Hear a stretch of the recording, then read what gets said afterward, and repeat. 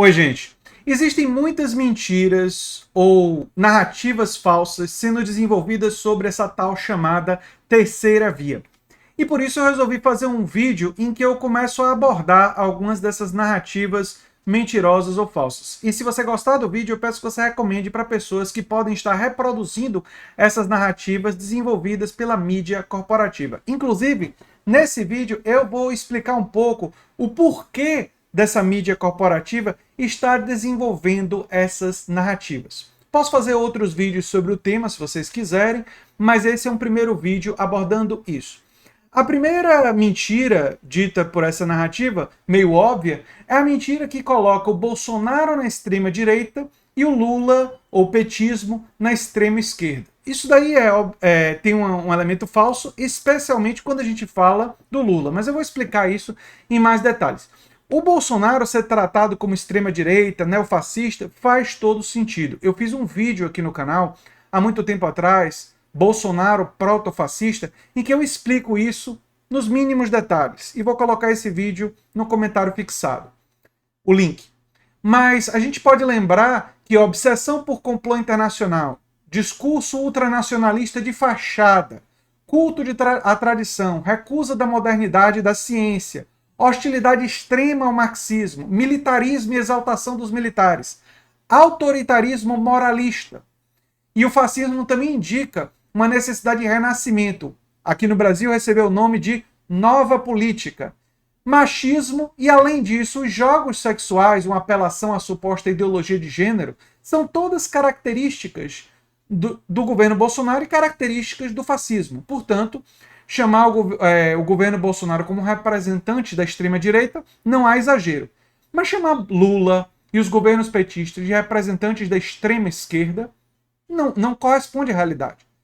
Não só o vice José de Alencar, vice dos dois governos do Lula, um empresário, não só a indicação para o Henrique Meirelles para um posto importante da condução da economia, o que por si só já seria suficiente para indicar que o governo petista e o governo de Lula não representavam uma alternativa de extrema esquerda, mas o exame mais detalhado dos governos petistas mostra que, junto com as conquistas sociais, aumento do salário mínimo, unificação dos programas sociais, vieram políticas de concessão e de conciliação com os interesses dos grandes banqueiros, das grandes corporações empresariais.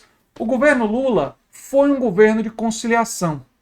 Foi um governo que tentou dar ganhos para a classe trabalhadora, ao mesmo tempo que permitindo a reprodução e os ganhos do grande capital. Foi um governo tentando fazer o ganha-ganha.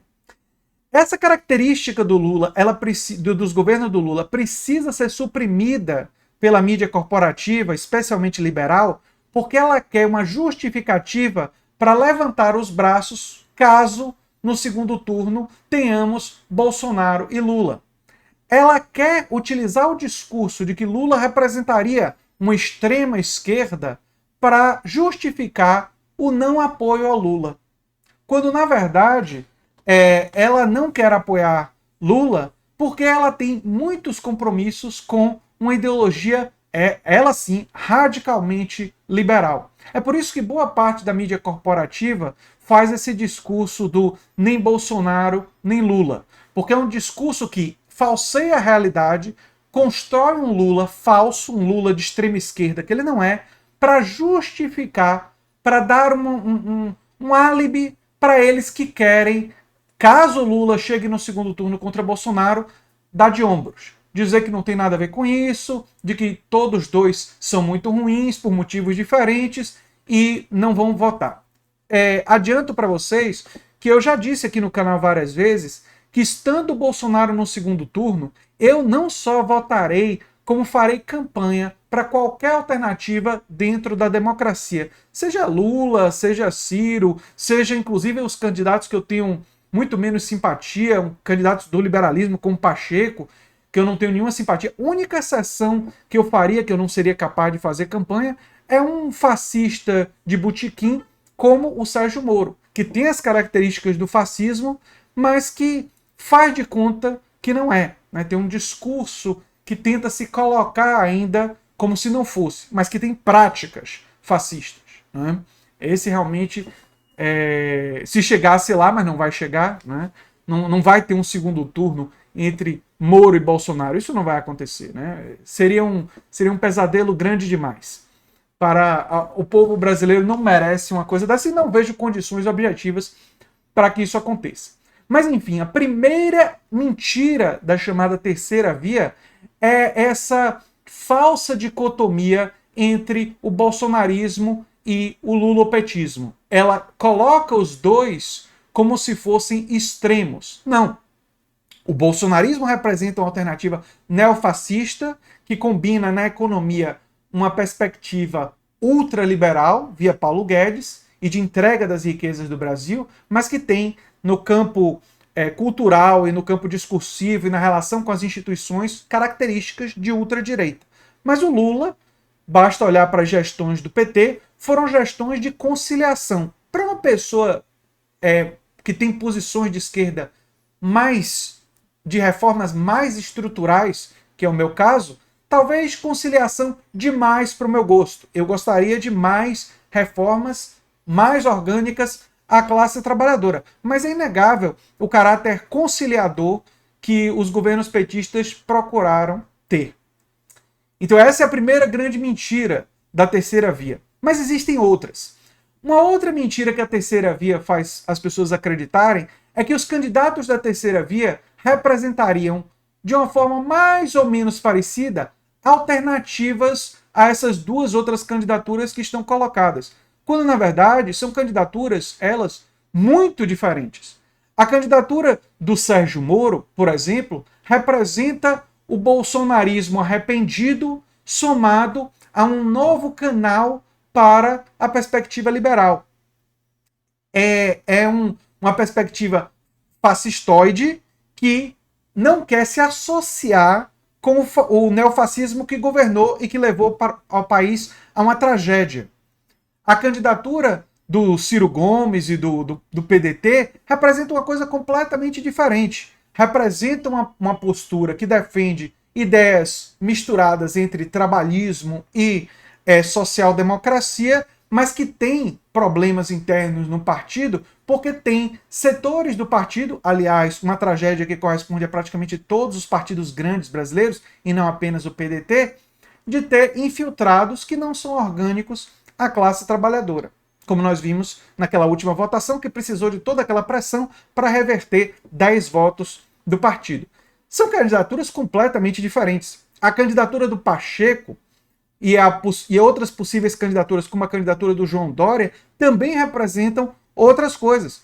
O João Dória representa o pensamento liberal com o discurso também ultraconservador e fascistoide, mas não mais tão associado ao lavajatismo, embora tenha sido, no passado, beneficiário disso. Não pode mais porque o teto é de vidro. Inclusive, o PSDB se fragilizou muito na sua defesa da responsabilidade fiscal, tendo em vista os votos que o PSDB deu para furar o teto com a PEC dos precatórios, mostrando enorme hipocrisia. O que significa dizer que as candidaturas da chamada terceira via, nome que eu não gosto, elas representam diferentes projetos políticos. Elas não representam o mesmo projeto político. Elas representam projetos políticos com características diferentes, com elementos diferentes que as unificam. E se tiver uma candidatura do PSOL ou uma outra candidatura de um partido mais à esquerda que venha a ganhar algum tipo de destaque, ela virá a representar também aspectos diferentes. A chamada terceira via, ela é uma narrativa construída especialmente por liberais e conservadores que estão com receio de chegar numa circunstância de ter que justificar não fazer campanha contra Bolsonaro, não fazer campanha contra o fascismo. E por isso eles querem igualar alternativas, e eles fariam isso caso fosse outra alternativa que estivesse lutando contra o Bolsonaro. Se tivéssemos um Guilherme Boulos ou alguém mais identificado com o campo progressista que também chegasse num segundo turno, ele receberia todas as caracterizações negativas que eles estão projetando em cima do PT, mesmo que esse de fato se estaria mais à esquerda, para poder justificar o dar de ombros, justificar o não comprometimento com o processo democrático, não é? Justificar uma isenção. É interessante que esse discurso da mídia corporativa, ele existe porque a mídia corporativa quer ter um candidato no segundo turno que ela possa apoiar. Por que que a mídia corporativa não para de falar de terceira via?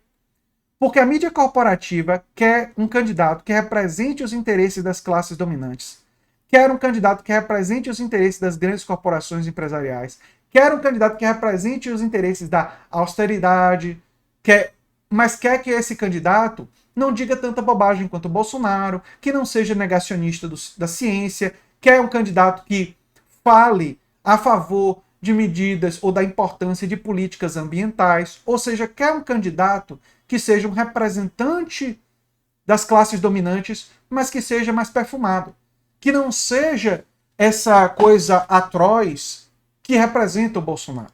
Eles querem esse candidato no segundo turno para poder fazer campanha em nome desse candidato, para poder defender esse candidato contra qualquer alternativa que tenha qualquer elemento um pouco mais orgânico ao campo das classes populares, da classe trabalhadora e dos mais pobres.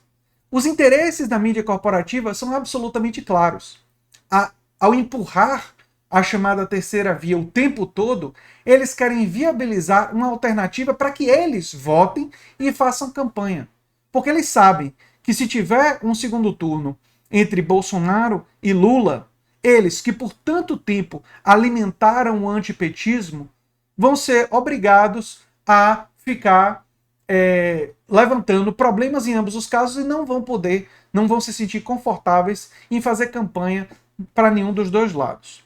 Eu já expliquei aqui para vocês, em detalhes, que para mim a tarefa prioritária que nós temos que ter é derrotar o neofascismo. Agora, idealmente, essa derrota do neofascismo ela tem que ser acompanhada por propostas e por uma estrutura pró-classe trabalhadora e a favor dos mais pobres, que contempla uma política que vai desagradar os interesses das grandes corporações. Nós deveríamos, por exemplo, taxar mais lucros e dividendos. E nós deveríamos taxar menos consumo e produção. Isso beneficiaria quem? Os mais pobres e a classe trabalhadora. E prejudicaria quem?